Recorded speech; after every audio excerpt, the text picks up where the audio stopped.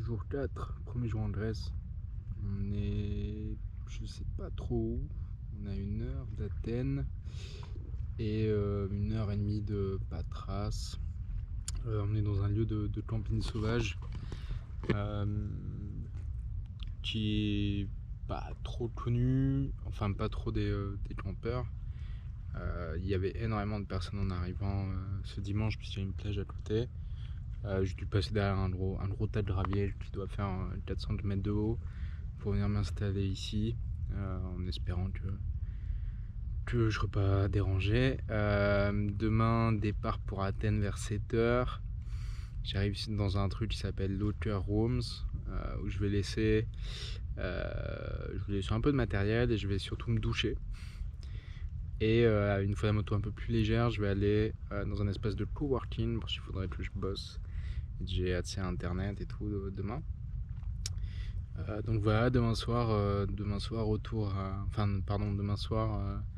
départ du port du Pirée en ferry pour Héraklion en Crète. Et normalement là-bas on devrait passer une semaine.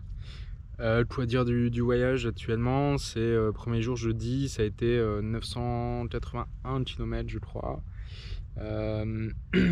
Donc de départ Bordeaux, je passais à Lyon, déjeuner avec un ami et je vais arriver après dans un camping que j'ai trouvé via l'application Park for Night ou Park by Night, je ne sais plus. C'était un camping où j'avais perdu personne. Enfin, soit plein en fait. Non, je pense qu'il y avait 80% d'espace libre. Arrivé là-bas, il y avait des Français qui étaient vraiment surpris de me voir arriver dans ce trou perdu. Eux, ils étaient là parce qu'il y a de la famille à côté qui venait voir. Et je suis arrivé, moi j'étais vraiment crevé. Ils m'ont proposé de dîner avec eux, c'était super gentil. Mais j'étais vraiment trop crevé. J'ai mis ma tente, j'ai mangé une ration de je sais plus, porc à la nette, je crois. C'était pas bon. On aurait dit du vomi. Enfin, on aurait dit de vous ravaler votre vomi. C'était pas super cool, tu vois. Vendredi, qu'est-ce que j'ai fait? Vendredi, je suis parti de ce camping, je suis passé à Parme. Passé à Parme très rapidement, en plus pour déjeuner, manger une vraie pizza italienne. Et après, j'ai continué, j'étais un petit camping qui était en bord de falaise. En bord de falaise, en bord de plage, plus ou moins en hauteur. Qui était vraiment génial. Je suis arrivé, il n'y avait plus de place. Le mec était un motard, donc bon, ils m'ont trouvé une place. En plus, ils m'ont fait payer moins cher que ce que j'aurais dû payer. Donc non, vraiment cool. Il y a un truc que je réalise, c'est que j'ai de plus en plus peur du poids de la moto. Parce que ok, 268 kg, ça va en soi, elle est plutôt bien équilibrée, c'est une bonne bécane, mais en fait tu rajoutes 60 kg de matériel derrière, enfin en comptant les valises et le top case, bah elle devient lourde. Elle devient lourde. Alors sur route, il n'y a pas de souci, mais alors dès qu'on sort des routes, sur des petites pistes de gravier et tout, c'est un peu compliqué. La faire faire demi-tour, lui faire faire demi-tour, c'est compliqué. Je suis pas très grand. Je fais 1m78, 79. Donc même quand elle est sur la béquille, si elle est un peu trop sur la béquille, bah, je peux pas la faire revenir à droite. Enfin, je galère. Bon, du coup, je commence à apprendre à faire attention où est-ce que je pose la béquille, où est-ce que je pose la moto. C'est fatigant. C'est vraiment fatigant. Mais bon, après, ça reste quand même un énorme plaisir. Les paysages que j'ai vus là, entre mon départ et aujourd'hui, sont juste magnifiques. C'est juste magnifique. Surtout là, je suis au bord de la mer en fait. Et parce qu'il y a un truc, je pense, qu'on réalise pas trop. Mais en plus du poids de la moto, j'ai quand même des bottes, des Alpinestar Tech 7, Tech 7 pardon, qui sont grosses, qui sont lourdes, qui puent maintenant. J'ai un pantalon de moto Revit 103, pareil pour le blouson Revit 103, donc vous rajoutez, je sais pas, quand même un peu de poids.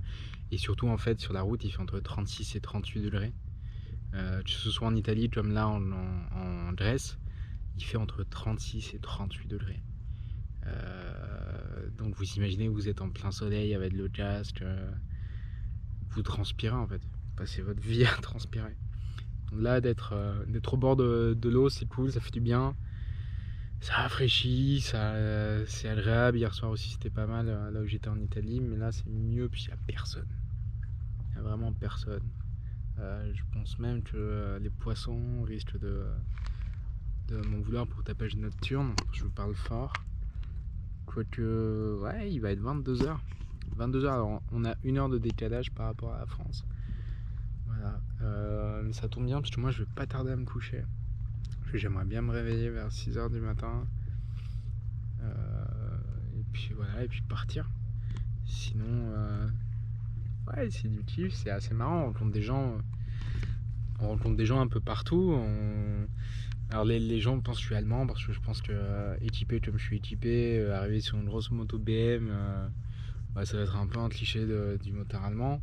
En plus j'ai une tête d'allemand. Alors quand ils voient ma plaque français, bah, c'est bon, c'est marrant, mais ouais, les gens sont plutôt gentils, fait d'être motard sous la chaleur, etc. Je pense qu'ils comprennent aussi. Je pense que là j'ai changé de casque, donc j'ai mis mon casque de route dans le top case parce qu'il pue. Il pue, il faut que je trouve un moyen de laver les mousses et de le sécher, mais enfin déjà il faudrait que je vois où est-ce qu'il en est en termes d'odeur. Je trouve là le casque de cross, c'était quand même plus agréable parce que beaucoup plus d'air. Par contre du coup un peu moins agréable. Je tiens, le petit joint arrive. Mais en espérant que non, bon, ça doit aller.